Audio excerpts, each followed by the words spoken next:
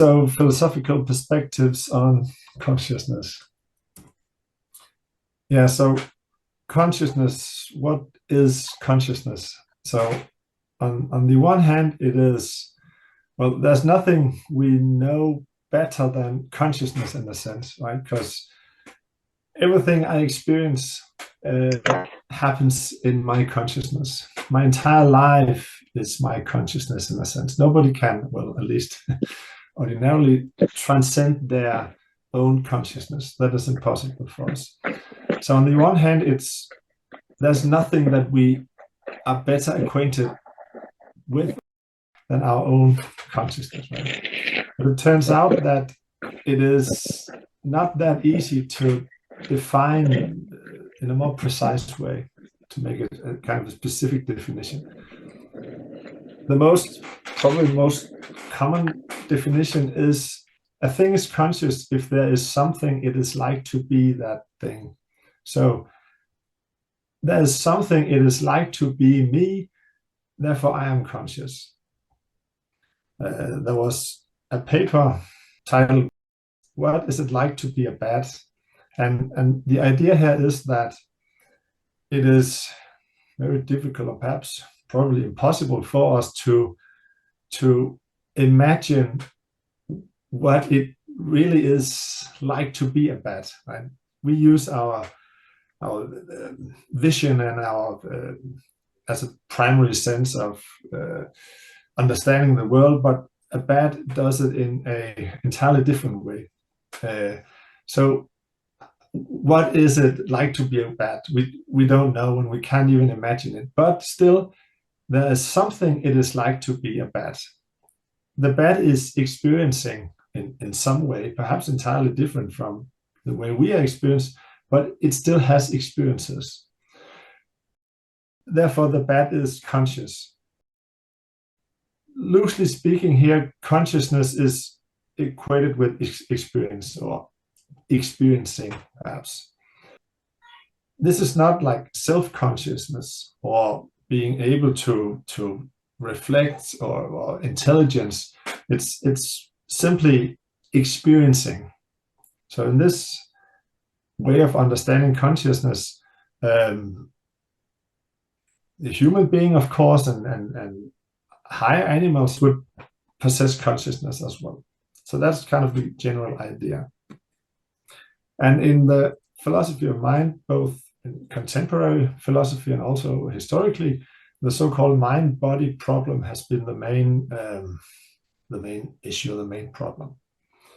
And it concerns the relationship between the physical, the brain, and the mental or consciousness, the relationship between these two things, or kind of things, or historically between body and soul. And there are, historically, there are four main positions on the fundamental nature of reality, and each of them provides a different answer, perhaps, to this problem here, or at least a different perspective on the problem. So this is Descartes. In the 16th century, he advocated the position of dualism, or substance dualism, more precise. And the idea here is that both the physical and the mental, or consciousness, both are fundamental. So it's not that consciousness, for example, is dependent on the physical in order to exist. They both exist fundamentally. The physical exists in itself, and the mental or consciousness exists in itself. And that's why it's dualism, right? There are two basic substances, or two basic types of things. So historically, the body and the soul both exist independently of each other. But this position faces the so-called interaction problem. Consciousness and the physical world, they are very different from each other. They are perhaps the two most different things that we know about at all. So physical objects, they can be measured. They have a weight and a certain length, perhaps, and they are objective in the sense that we can all access them. So I can see a hand here, and you can see the same hand, right? So we can agree that there's a hand here. But on the other hand, the mental life is not accessible in the same way. It's subjective. What happens in my mind is for me alone to experience. Nobody else has access to it. And a thought, it doesn't weigh anything, or it doesn't have any length. The neural correlate, perhaps what happens in the brain can be measured, but the thought itself, or an idea or a feeling, it's in itself, it doesn't have any physical properties. We can't measure it in any way, and it's purely subjective. There seems to be very few, perhaps no, shared properties here. So these two substances, these two things are very, very different. So how do they interact? Clearly, they interact in some way. If I, in my mind, in my consciousness, I decide I want to raise my right hand, and then suddenly my right hand is raised, right? A mental, well, a thought, something happening in my consciousness seems to cause something happening in the physical world. So there's some kind of causal relationship here. And similarly, if I suffer brain damage, then it might lead to something, some unwanted effects in my mental life, right? So there seems to be some kind of interaction. And how to explain this interaction then? Because usually we would say, well, a physical effect requires a physical cause. These two things are so different. How would they be able to interact?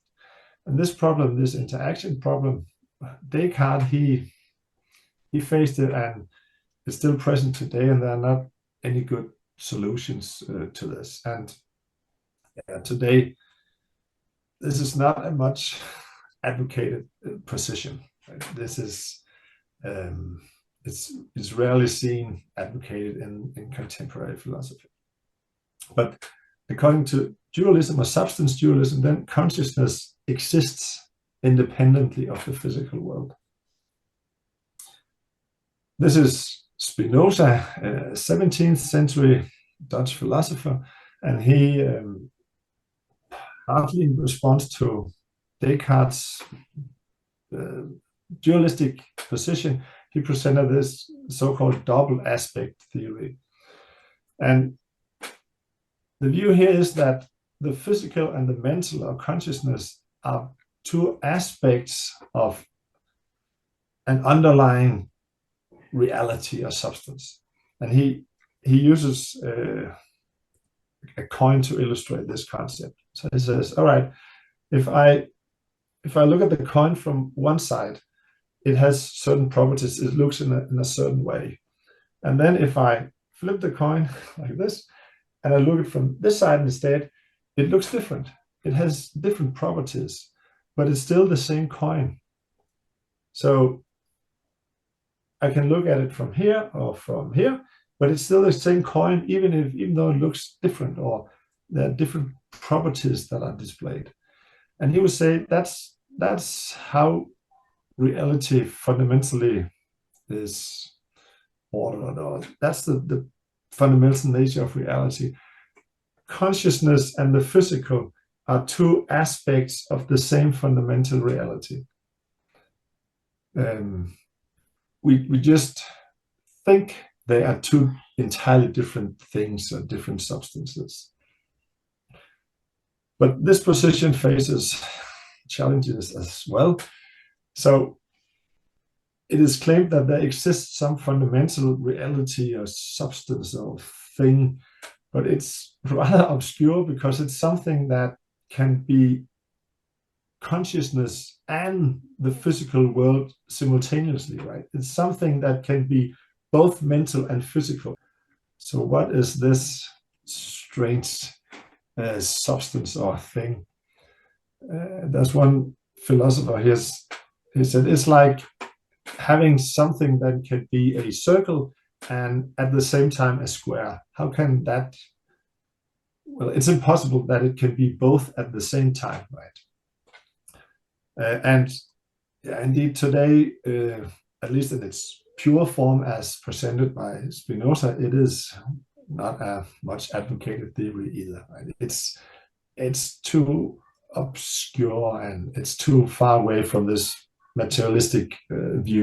Because the third position, this is materialism, or sometimes called physicalism. That's roughly the same thing. Yeah, at least in the Western world, this is the most widespread position, but it claims that what is fundamental is the physical.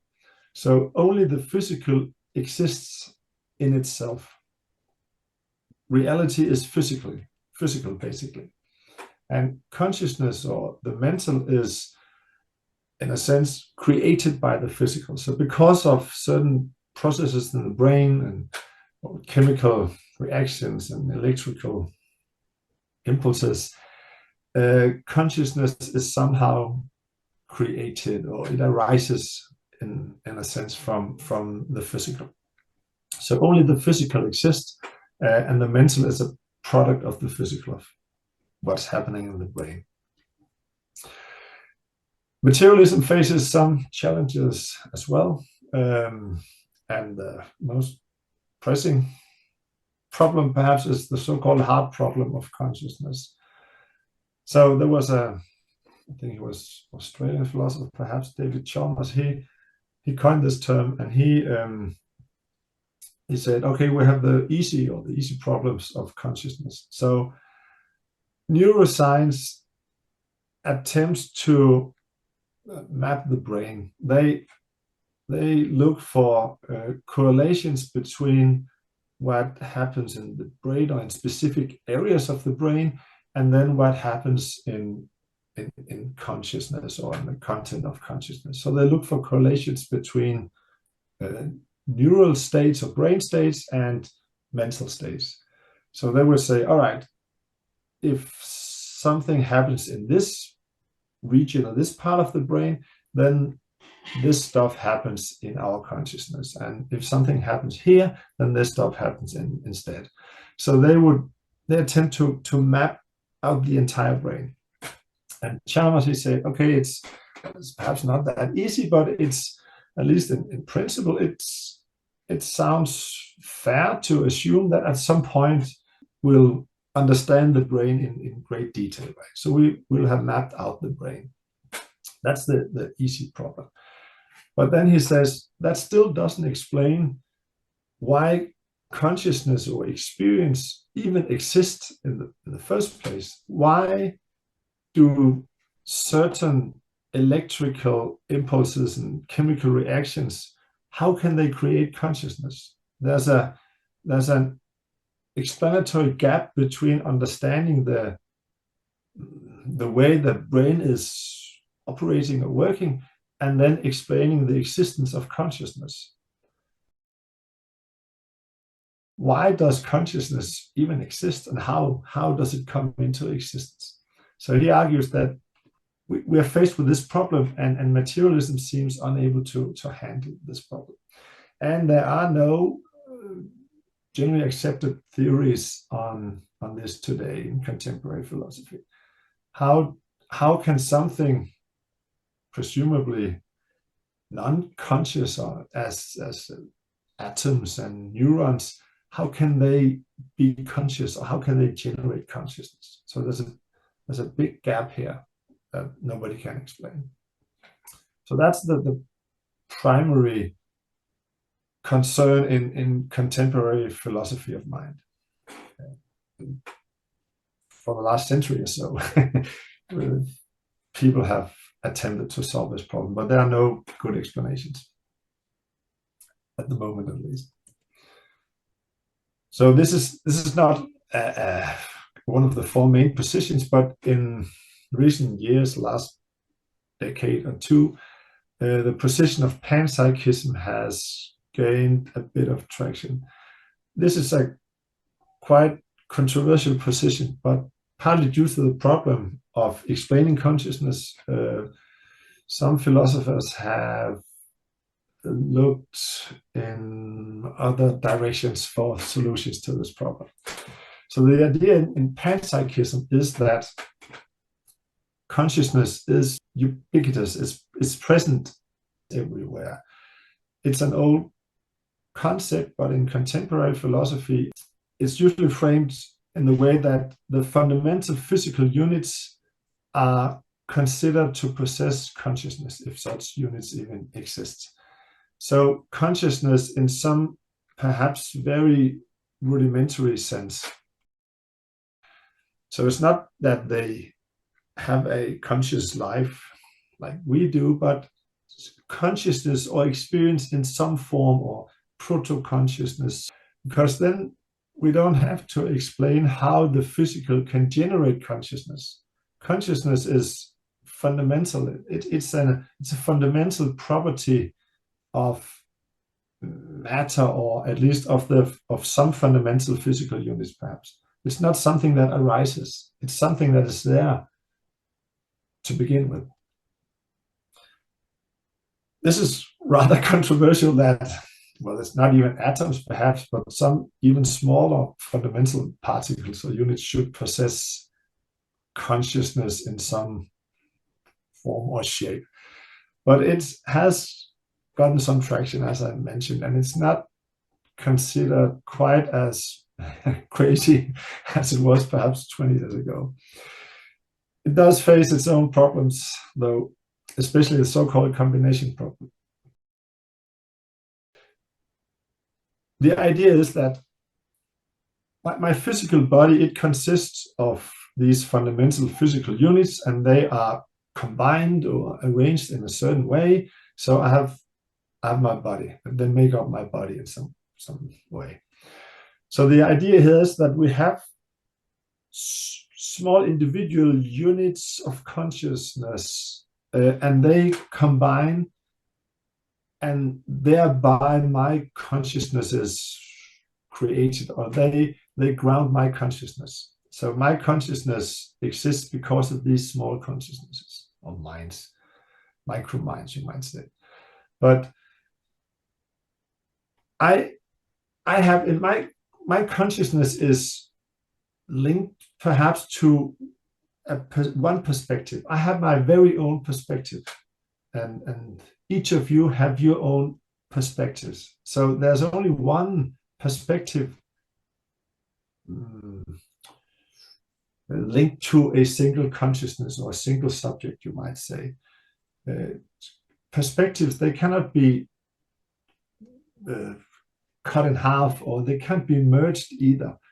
I have my own subjective sphere of experience. I have my own perspective that is strictly mine.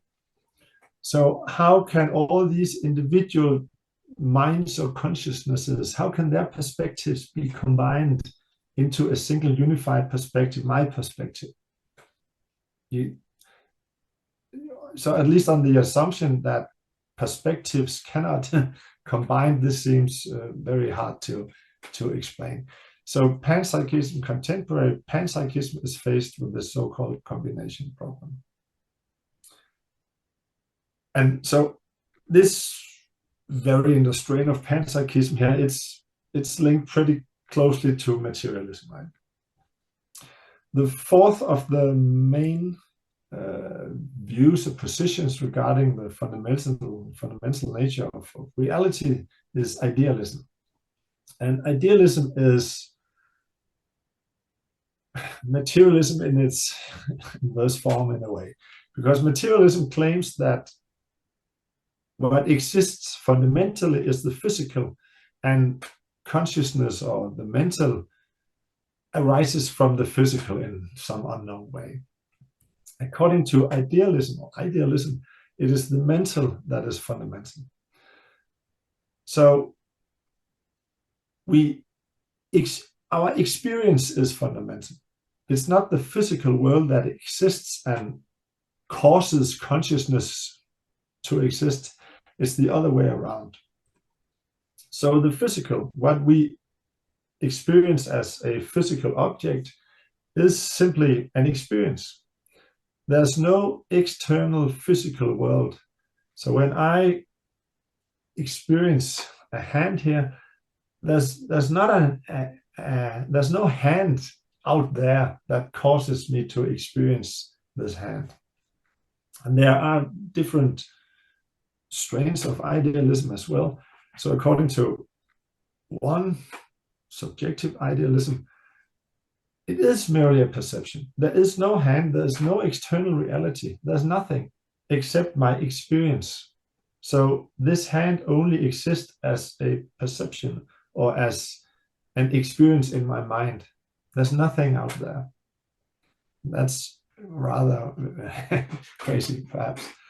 Then there are other strains that would say, okay, there is an external reality. It is not a physical reality, but there is something out there. There is, in a sense, an objective or an external reality. There is something out there. And all of our experiences are appearances of this external fundamental reality. It appears to us in a certain way.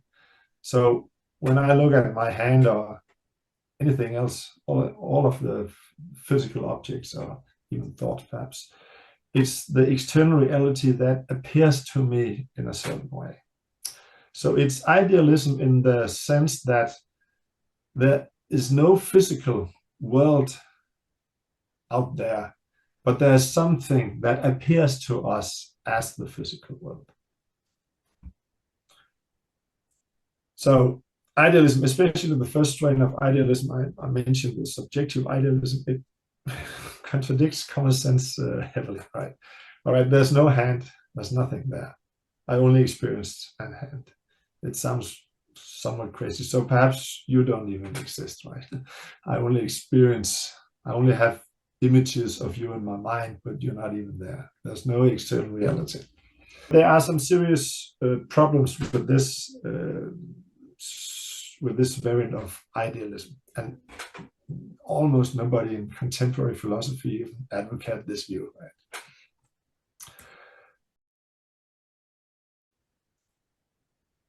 Cosmopsychism is somewhat similar to Pansychism, but it's turned upside down in a way.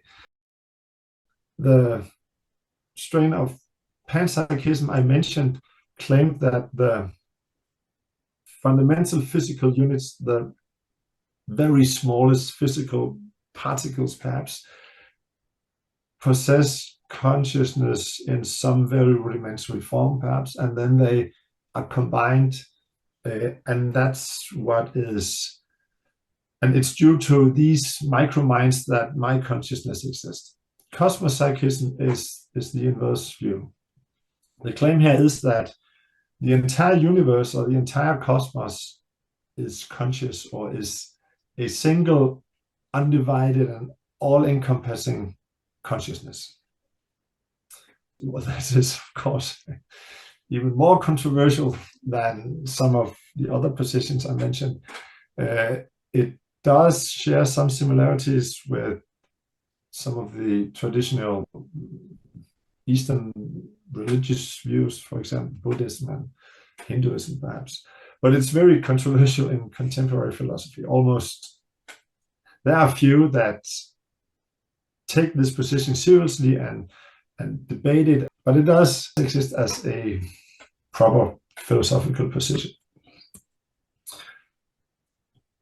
The position of cosmopsychism, it can be oriented toward materialism, but it can also be oriented toward idealism, as I mentioned idealism before. So here, the entire universe possesses consciousness, and consciousness is fundamental. So there's no physical universe. There's an appearance of this underlying consciousness or substance that possesses consciousness. It appears to us as the entire physical world, as the entire universe, right? Everything is one. as I mentioned. And the individual minds, my consciousness exists in virtue of this fundamental consciousness or entity or this substance or something that possesses consciousness. So we don't have to explain where does consciousness come from. How can the physical world generate consciousness in a way? Because consciousness is fundamental. The mental is fundamental here. It's because of this underlying or fundamental consciousness or conscious reality that I, as an individual subject, conscious subject, even exist. So my consciousness is grounded in this universal consciousness. But then we face the combination problem in its worst form, the so-called decombination problem, because how do we explain then that this single unified all-encompassing consciousness that presumably has one single undivided perspective, as I mentioned, how can it be divided or differentiated into all these individual consciousnesses, into all these individual subjects? How can we consistently claim the existence of independent subjects and a single all-encompassing undivided consciousness? That's the big problem for contemporary cosmopsychism. Okay, so consciousness, what is it? So it heavily depends on which of these four metaphysical positions one ascribed to. According to dualism or substance dualism, both the physical and consciousness exist independently of each other. So consciousness or the mind or the soul perhaps can exist independently of the physical. It's not created or generated by the brain. According to this double aspect theory, there's one obscure fundamental reality, and consciousness and the physical are two aspects or two sides of this fundamental reality. According to materialism, by far the most widespread position in contemporary philosophy today, consciousness somehow, in some unexplained way, depends on what happens in the brain. So no brain or no brain processes no consciousness, right? But we still can't really get the grasp of this. There's an explanatory gap here. We can't explain where does consciousness or how does it originate from the brain. It's a big problem, the hard problem of consciousness. Big problem for the materialistic position, materialist position. All right, I mentioned panpsychism, the idea that consciousness is everywhere, that even the smallest particles have consciousness, possess consciousness in some strange way, but it's a controversial position, as I mentioned. And then we have idealism, where consciousness is the fundamental substance of reality. It is because of consciousness that the physical exists, and it exists only in the sense that we experience things as physical objects. There's no physical external reality. There's no physical world out there. Perhaps there's nothing, or perhaps there's something out there that appears to us as the physical world. But here consciousness is fundamental. It's simply that which is, in a sense, right? Or that which is possesses consciousness. And within this consciousness or this mind, all of our experiences happens including our experiences of the physical world. But they are merely experiences. Yeah, and then there was this position of Cosmopsychism that the entire cosmos possesses consciousness, one all-encompassing, undivided consciousness, then that our individual consciousnesses or minds are in some way grounded in this universal consciousness. Okay, so what is consciousness? Well, there's no generally accepted answer. Most philosophers operate within the framework of materialism, but they're having a very hard time explaining what it is. It's possible to describe various aspects of consciousness, but what it fundamentally is and how it even comes into existence, well, there are no good theories for that. Yes, so that was a bit about consciousness from a philosophical perspective.